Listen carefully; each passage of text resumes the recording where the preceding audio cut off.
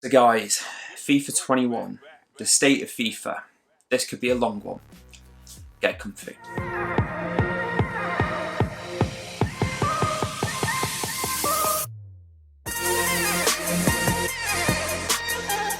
Okay, so FIFA, like many of you, has been a constant in my gaming life pretty much since I was a child. I think even going back to like FIFA World Cup 2002, the history of FIFA 2003, 4, 5, and where has it all gone wrong? Like where? Well, let's go through where I think it's gone wrong and inspired by a few videos I've recently seen. For FIFA, it starts off as the people's game.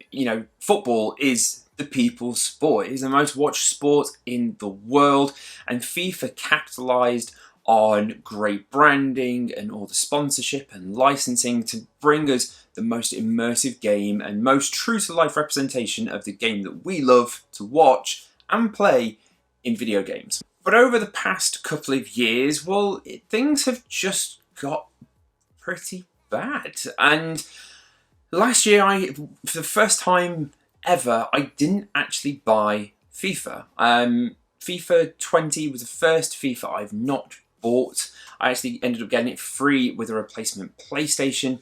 So I've kind of noticed these changes over the past couple of years and got less excited about the game, which is just pretty sad, really. Now, that's down to things like any true innovation in the game, anything that's not just a gimmick and got no substance, and it's just got disappointing.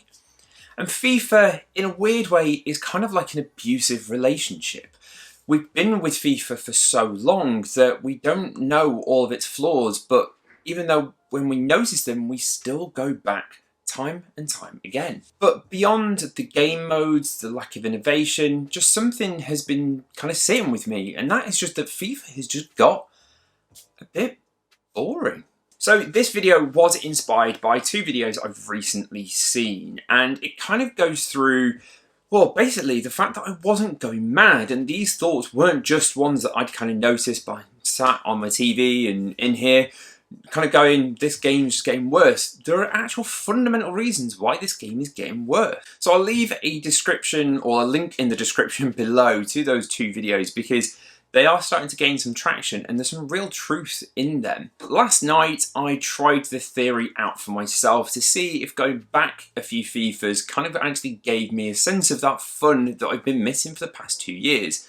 So you'll be able to see through the clips inserted. I actually went and played FIFA 17. Now, a great game, I can't actually remember, but one of the things I was looking for was just the gameplay and just if that was a bit more exciting. And oh my God, was that game just... The games were mental. I ended up winning like 4-0 and kind of like 4-0 and I think 4-0. But one of the things I just noticed was I was just having a lot more fun. And based on kind of the video that I'd seen in terms of kind of the gameplay mechanics of players making space, going for runs, the attacking formations of the game, it was real. Like, the game used to be better. And yes, it's less realistic. Some of the goals that I scored after not even playing this game for 3 years were just ridiculous, with like Wayne Rooney as a cam absolute bolting it outside of the box. Yes, it's probably not the most realistic game, but you know what? Last night I had fun on FIFA, and that is something that I've not had for quite some time. I told you this was going to be a long one. Now, one of the things that I kind of noticed about FIFA 17, and even in the first podcast that I did on the Mancave podcast where we played FIFA 15, was just the speed of the game. Honestly, I felt like I was on drugs. And I had that on the game speed where you could actually change it to go fast. Because clearly, before, in the past, that is just the speed that we were used to. So I actually had to kind of turn that down after the second game and put that back to medium. But then it kind of felt a bit more realistic, and yeah, I just had a real blast, and I'll probably continue to play FIFA 17 for a little bit longer. How long have we been saying this for? And this is where I feel now we have to start making a stance. EA are making more money than ever before through basically FIFA Ultimate Team, they're never going to stop because we keep on giving them our money. And it's unless we kind of take a bit of a stance that things actually start to change. Now, I know that this is a systemic thing and it's way bigger than anything like FIFA, but we're seeing that in the world now, that people are really starting to put a bit of a stance on things that they just don't believe in. And yes, this is a game, but this isn't just a game. This is where we come for our release. This is our entertainment, and we pay a developer to give us a good game, and you know what, we're just not getting that anymore. So if, like me, you have been saying since 2004 that the free kick system in FIFA 04 has been the best in FIFA, we are 16 years later and we're still working out a free kick system. Like, let's think about that. 16 years and we are still waiting for a free kick system as good as a game on the PlayStation 2.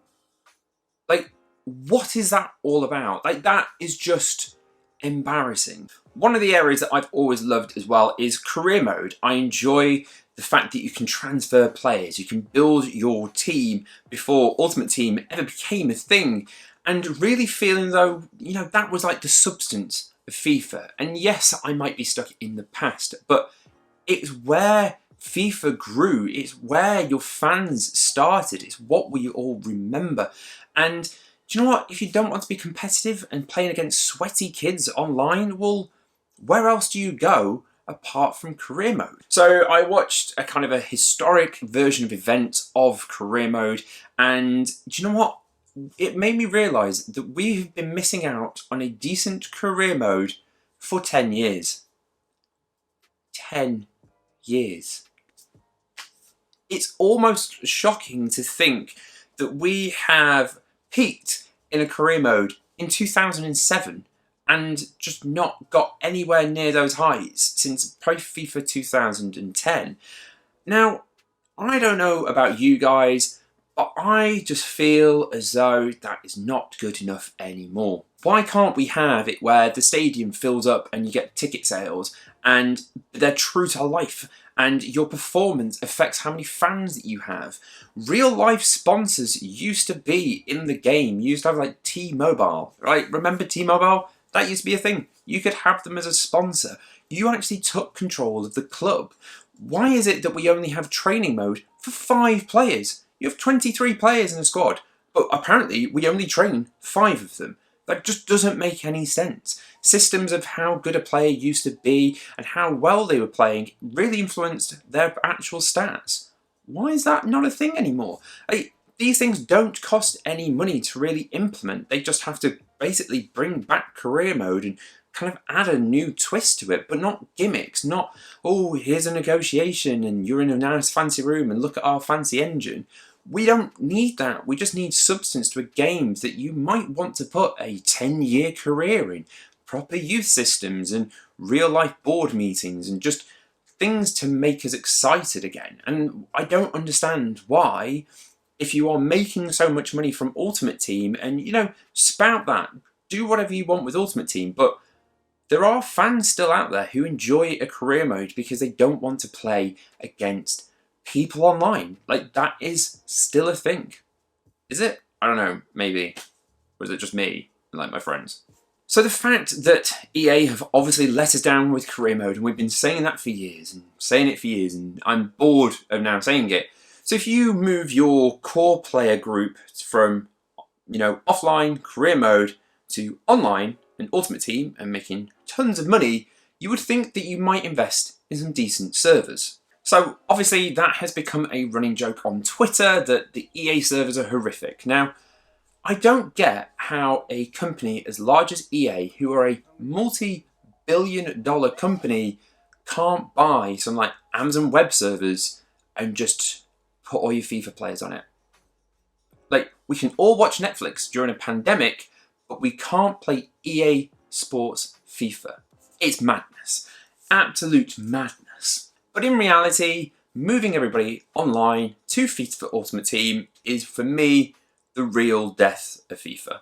It's just where it has died. and you can see it happening.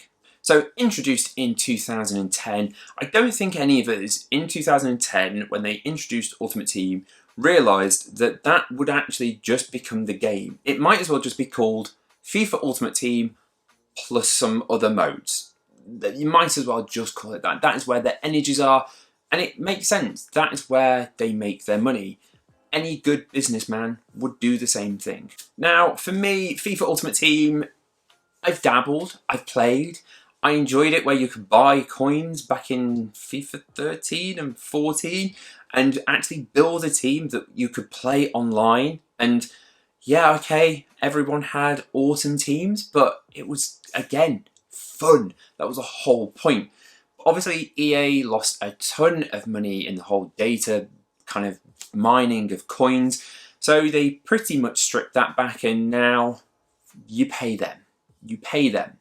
But I'm not a big gambler. I've never been a big gambler, and that is why I've never really wanted to put my money into FIFA Ultimate Team, because it's just throwing your money away.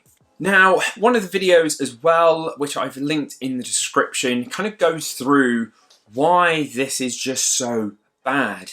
Now, this game is rated a 3 by Peggy. Peggy 3. A 3. So anybody in the world who has any money can go and buy this game. Now, this could be to parents who buy it for their children. I know that my parents used to give me money to go buy FIFA when I was a teenager if I hadn't earned it, which they kind of made me do eventually. But I can't imagine now being a teenager and that peer pressure of going on your phone, and I can imagine going on your Ultimate Team companion app and all comparing how good your cards are. The pressure that must be on kids to have a decent team in FIFA must be, God, just exhausting. And how do you get a good team? Well, you get a good team by buying it. You cannot play this game enough to earn enough coins to get decent players. So you have to buy it. It is the only way. Now, this is where I feel as though there has to be some sort of action taken from above, which isn't going to happen because there is too much money involved. So you have a pay-to-play system based on risk, reward, and a surprise element in these packs. Now, I don't know if you've ever played on a slot machine or a bandit, but that is exactly what FIFA is. You put your money in, you don't have a clue what's going to happen, it is randomly generated, and you might win some money at the end of it. Or in this case, you might get a 99 rated Ronaldo. For me, I cannot believe that FIFA Ultimate Team, the buying of points, the opening of packs can be done by a 5-year-old. It can be done by a 5-year-old. I have no idea how Ultimate Team is not rated as a 16 or as 18, like all gambling in the UK. Like, I think you can play the lottery when you're 16. So why is it that FIFA Ultimate Team isn't a 16? They should have ID checks. They should have something where it's more stringent. Now, as an adult, if you want to blow £200, £300, £400, £500 on opening packs to try and open up a decent team in FIFA, and you have the money and you're responsible enough to do so, that is up to you, sir. I don't have that sort of money to spend on FIFA because I have other things I want to spend money on, like going on holidays. But gambling is a problem. Addiction is a problem. And I can't believe that a game that makes billions of dollars a year isn't regulated. It genuinely, the more I think about it, the more I've researched it, the more angry I've got that I've kind of played this game mode completely oblivious to what it really is. It is just a FIFA football casino, and the casino is winning big. Wow, that got deep.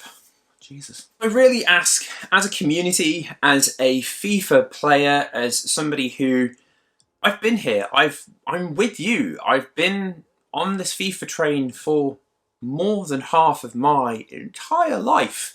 And I just feel as though if we can get enough of us to kind of, I don't know, stick it to EA, but actually stick it, can we go 1 year without buying FIFA, or not buying as many FIFA points, and kind of actually taking action with our money. That's the only way EA will ever listen to us, is either the government telling them to stop it, which they're not going to do, so we have to stop it. And even if I only get maybe 5 people to think about it and go, actually, do you know what, maybe this year we'll stop it.